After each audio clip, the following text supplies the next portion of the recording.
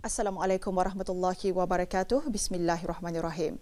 Bersua lagi dalam rancangan berita ASEAN keluarannya hari ini 22 Oktober 2014 yang memaparkan peristiwa dan pergolakan yang berlaku di sekitar rantau ASEAN.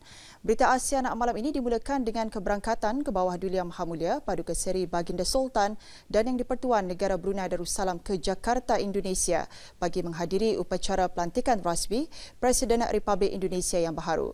Bahan berita ASEAN lain, pihak berkuasa IDA akan menubuhkan makmal untuk menguji teknologi sambungan tanpa wayar bertujuan untuk mencari penyelesaian di sebalik Pelan Negara Pintar Singapura.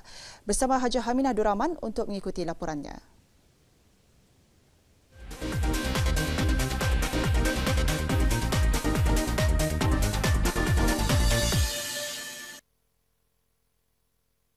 Ke bawah Duli Yang Maha Mulia Paduka Seri Baginda Sultan Haji Hasanal Bolkiah Muizzaddin Wad Daulah Ibni Almarhum Sultan Haji Umar Ali Saifuddin Saadul Khairi Wad Din, Sultan dan Yang di-Pertuan Negara Brunei Darussalam berkenan berangkat bersama ketua-ketua negara dan kerajaan yang lain bagi menghadiri upacara pelantikan rasmi Presiden Republik Indonesia yang ke-7 Tuan Itu Utama Joko Widodo. Upacara berlangsung di Jakarta, Indonesia. Ke bawah Duli Yang Maha Mulia mula-mula berkenan berangkat menghadiri upacara pelantikan rasmi Presiden Republik Indonesia yang baharu. Keberangkatan tiba ke bawah Duli Yang Maha Mulia di Gedung Nusantara 1, Kompleks Parlimen, dialu-alukan oleh Presiden Republik Indonesia, Tuan Itu Utama Datuk Lail Utama Dr. Haji Susilo Bambang Yudhoyono. Ke bawah Duli Yang Maha Mulia kemudian berangkat bersama-sama dengan Tuan Yang Terutama Presiden Republik Indonesia serta ketua-ketua negara dan kerajaan yang lain ke sidang paripurna bagi upacara pelantikan rasmi Presiden Republik Indonesia. Ke bawah Duli Yang Maha Mulia juga berkenan untuk disembahkenalkan kepada Dewan Majlis Permesyuaratan Rakyat Republik Indonesia. Paduka Seri Baginda Sultan Haji Hasanal Bolkiah Muizzaddin Wad Daulah Sultan dan Yang di-Pertuan Negara Brunei Darussalam. Yang Mulia Sejurus itu, ke bawah Duli Yang Maha Mulia berkenan untuk menyaksikan Majlis Mangkat Sumpah Tuan Itu Utama Joko Widodo sebagai Presiden Republik Indonesia yang ke-7 diikuti dengan upacara Mangkat Sumpah Tuan Itu Utama Muhammad Yusof Kalla sebagai Naib Presiden Republik Indonesia. Ini disusuli dengan penandatanganan surat pelantikan Presiden dan Naib Presiden Republik Indonesia dan ucapan Tuan Itu Utama Presiden Republik Indonesia yang baharu.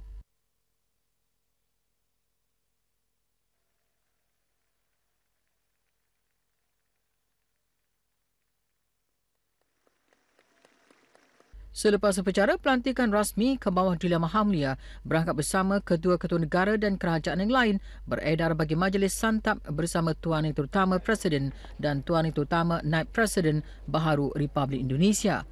Mengiringi keberangkatan ke bawah Duli Yang Maha Mulia ke upacara pelantikan tersebut, Menteri Kewangan kedua di Jabatan Perdana Menteri yang berhormat Pilihan Orang Kaya Laila Setia, Datuk Seri Setia Awang Haji Abdul Rahman bin Haji Ibrahim dan Menteri Hal Ehwal Luar Negeri dan Perdagangan kedua yang berhormat Pilihan Orang Kaya Pekerma Dewa Datuk Seri Setia Lim Jock Seng.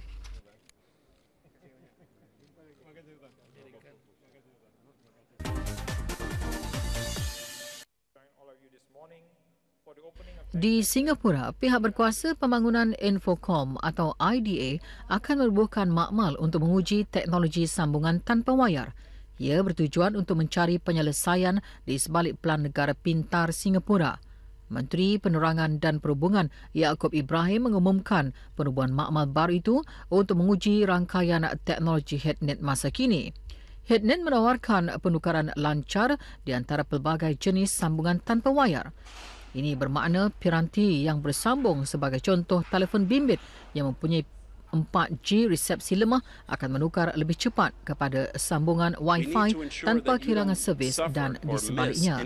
Teknologi sebegini juga dapat digunakan di kawasan seperti hospital dan rumah penjagaan di mana mereka dapat menerima informasi terkini mengenai kondisi pesakit di manapun mereka berada. Beberapa teknologi di Tech Venture tahun ini berpotensi untuk menerima keuntungan daripada pelaksanaan HeadNet. Ini merangkumi sistem CTRL Works CloudNav di mana ia mampu bergerak dalam perjalanan yang dirancang dengan menggunakan kamera kecil dan sensor untuk bernavigasi. Mesin-mesin ini mempunyai potensi untuk digunakan dalam sektor logistik, penjagaan kesihatan dan juga kebersihan. Sebuah lagi inovasi yang mungkin memperolehi keuntungan dari teknologi HeadNet ialah Plug, yang merupakan sebuah alat yang bukan sahaja memantau penggunaan tenaga di rumah tetapi meningkatkan konsumsi berdasarkan tabiat kehidupan pengguna. Para pemanju percaya ia dapat mengurangkan penggunaan tenaga sebanyak 15 hingga 20%.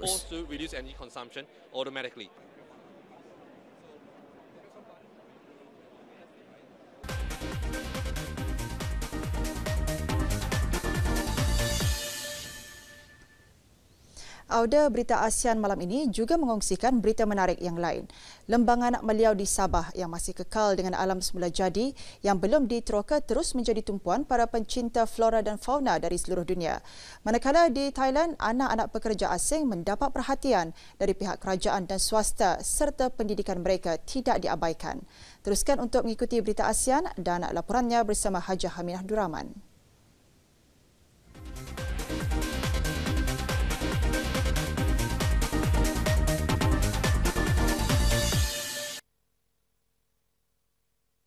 Biarpun dikenali sebagai Sabah Lost World, lembangan Meliau yang masih kekal dengan alam semula jadi yang belum diteroka terus menjadi tumpuan para pencinta flora dan fauna dari seluruh dunia.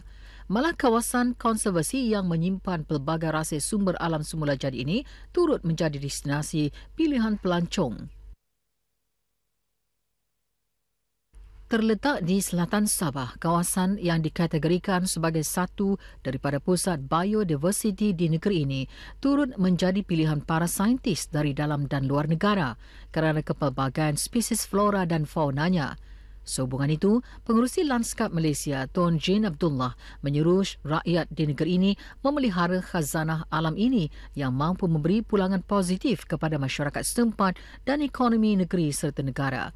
Tun Jane yang juga isteri kepada bekas Perdana Menteri Tun Abdullah Haji Ahmad Badawi ditemui dalam siri lawatan 2 hari ke lembangan Meliau. Dalam lawatan ini, Tun Abdullah dan isteri turut dibawa meninjau persekitaran kawasan serta mendengar taklimat berkaitan lembangan Meliau. Sementara itu, Pengurus Pusat Lembangan Meliau, Jadda Sohaimi berkata kawasan sediaan Yayasan Sabah sejak tahun 1981 ini sedang giat dipromosi untuk disenaraikan sebagai destinasi pelancongan terbaik dunia. Inisiatif berkenaan termasuk dalam fasa kedua Rancangan Pengurusan Strategik Kawasan Pemeliharaan Lembangan Meliau 2014 yang diusahakan Yayasan Sabah dengan organisasi bukan berasaskan keuntungan dari Denmark Nature, Ecology and People Council.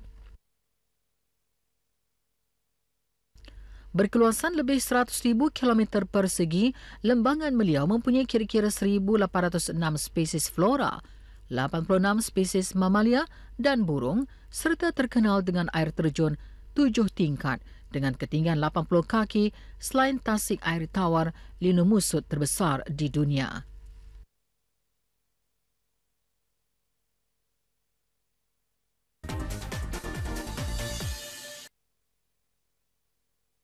Para pegawai kerajaan dan sektor swasta dari wilayah Pantai Samut Sakon, sebuah pusat pelbagai kilang produk laut dan tempat kediaman beberapa pekerja asing, bekerjasama menjaga golongan berkenaan, terutama anak-anak mereka. Industri perikanan dan makanan laut yang diproses di wilayah Samut Sakon menduduki tempat ke-6 dalam perkembangan industri termaju di Thailand. Pencapaian ini sudah setentunya berjaya menarik perhatian ramai pekerja asing. Kini terdapat kira-kira 300,000 pekerja asing yang membawa bersama anak-anak mereka berjumlah sekitar 20,000 orang. Mereka sering diabaikan kerana ibu bapa mereka sibuk dengan pekerjaan masing-masing. Tadika ini ditubuhkan bersama oleh pihak kerajaan dan sektor swasta bertujuan untuk memberi penjagaan, pendidikan dan kualiti kehidupan lebih baik untuk anak-anak pekerja asing. Sekolah Wat Siri Mongkon yang terletak di daerah Muang kini mempunyai 260 murid yang terdiri daripada murid pra hingga tahun 6 di mana majoriti para pelajarnya terdiri dari warga Kemboja dan Myanmar. Sekolah ini menitik beratkan bahasa Thai dan budaya di samping memberi bimbingan kepada integrasi sosial melalui pendidikan seni dan pelbagai lakonan berdasarkan kurikulum Kementerian Pendidikan. Mereka menghadiri kelas bersama-sama tanpa mengira bangsa.